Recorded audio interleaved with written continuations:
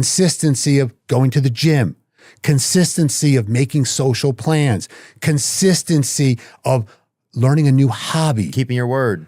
Dude. Taking care of yourself. Let's measure that stuff in addition to your sober day count. Yeah, there's a lot of other factors that start to gauge, like that you can use to self-gauge as well, and that are super important. But also, a lot of those factors are things that it's also just like, you know, it's getting up, being active. I want to take care of myself physically. You know, I want to meditate. I want to have a relationship with a higher power. I want to like nurture this gift, this thing that I am, right? And there's this other, it's such a Pandora's box, porn is, because it's like, here's this thing, and it's just, it's tricked. It's like just a finely calculated molecule of the devil, really, you know? And so when sometimes people are like, man, we're not at war, there's not a lot going on. But we're sitting here losing a battle a lot of times. So I do think there is this inspirational element sometimes where I'll feel like if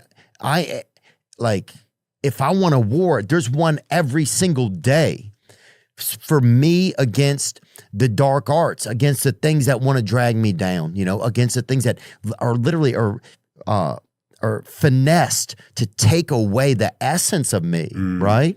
The essence of me, man. And so it's like, there's a battle right now, I think, for a lot of that. And a lot of us don't realize, well, and we can get kind of like lullabied into the comfort of it. You don't think it's a big deal. You're looking at it once or twice, right? But then you like, I would notice for myself, if I was doing jerking off or whatever, something like that, the next day I'd feel a little bit kind of bad about myself, or I'd be shorter with people. If I looked at pornography, it made me look at dates and stuff. It just made me like, I had a little bit of shame inside of me. You don't even realize that sometimes it's like, you don't think it's on the forefront of you, or that it's affecting like the look in your eyes or anything, but there's a little bit of that in there. You know, it kind of like colors your coffee a little bit. It's like, but it's not the best color. You know, does any of this stuff make sense that I'm saying? You bring Sorry, I'm kind of rambling. No. I want to. It's hard to explain. Yeah, you did a good job with it. A few things that come to mind. Man. Number one, you talked about the rig system. And so I read this. I shared this with you on the phone a few weeks ago. I read this stat that said that the dopamine spike is from the anticipation of watching the next video and not the video you're actually watching. Wow. So the addiction is to the scroll. And like dopamine, I might butcher this, but I think that's what it said. Dopamine is not the pleasure chemical.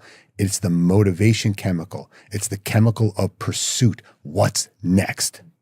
So social media is rigged this way. Pornography is rigged this way. You know, back in the day, you know, getting access to porn was going to some creepy video store. Yeah. Going behind a curtain that said adult only, or beads, those beads that would hang down. You obviously know.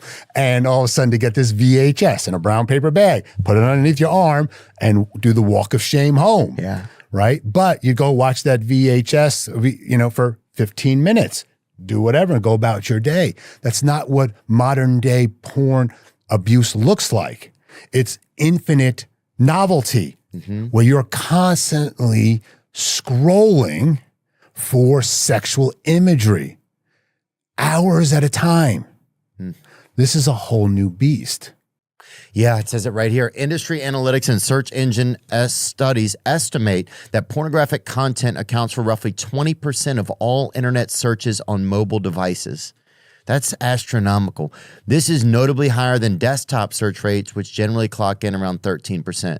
The primary driver of this higher mobile percentage is the privacy, portability, and convenience that smartphones provide.